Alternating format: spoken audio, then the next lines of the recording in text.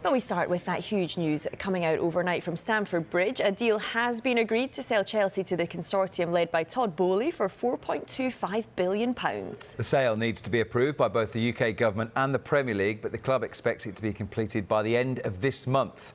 Boehly's group was named as preferred bidder a week ago and has since been undergoing the Premier League's owners and directors test.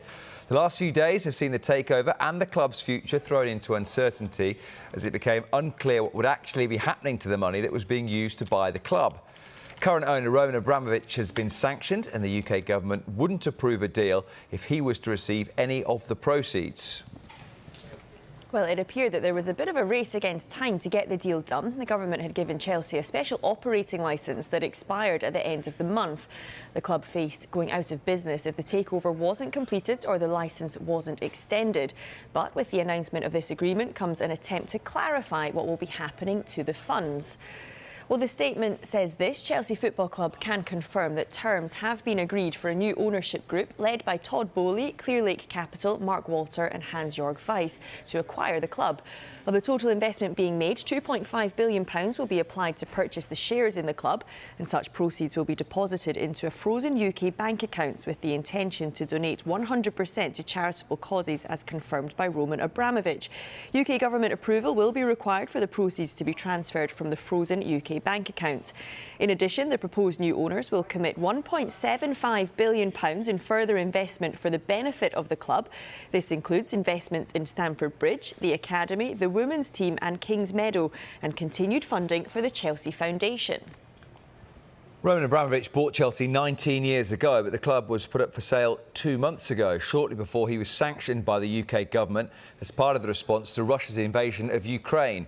At the time of the announcement, he said he'd be writing off his loans to the club and all the proceeds would go to a charitable foundation for all the victims of the war in Ukraine.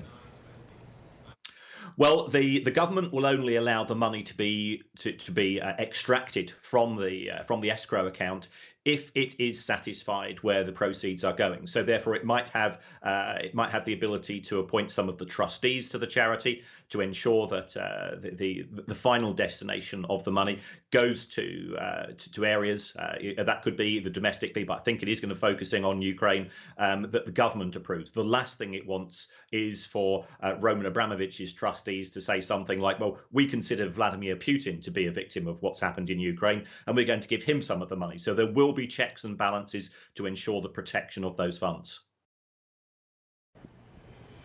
Shortly before the announcement, pictures emerged of Boehly and his consortium, including the former Chancellor George Osborne at Stamford Bridge late last night. Boehly, who's pictured on the far right of the screen, agreement of £4.25 billion is significant. That was the figure Sir Jim Ratcliffe offered for the club, but only after the deadline of the official bidding process had passed. Well, speaking before the official announcement, Chelsea manager Thomas Tuchel revealed how the takeover had affected his team and how important it is to begin plans for next season.